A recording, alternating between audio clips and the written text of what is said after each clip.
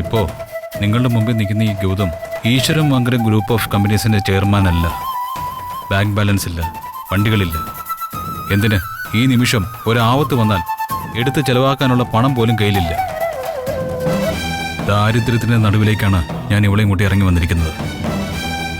ഇത് എവിടെ എത്തി നിൽക്കുമെന്ന് എനിക്കൊരു ധാരണയില്ല. ഗൗതം ഒന്ന് ആലോചിച്ച് നോക്കിയേ. ഇതിനു മുൻപൊരിക്കൽ നമ്മൾ ഈശ്വരമംഗലം വീട് വിട്ട് ഇറങ്ങിയിരുന്നു.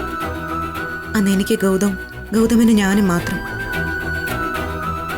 അവസ്ഥയൊക്കെ ഈ പറഞ്ഞതിന് സമാനം തന്നെയാണ്. പക്ഷെ നമ്മൾ അവിടെ നിന്നും പിടിച്ചു കയറിയില്ലേ? ഒരു വാടക വീടിന്റെ മുറിയില് നമ്മൾ രണ്ടുപേരും മുഖാമുഖം നോക്കിയിരുന്ന അവസ്ഥയല്ല ഇത്. ഗൗതമിന് വേണ്ടി പ്രാർത്ഥിക്കാനും നമ്മളെ സ്നേഹിക്കാനുമായി 3 അമ്മമാരാ കൂടെ ഉള്ളത്. പിന്നെ എന്ത് പേടിക്കാനാ ഗൗതം?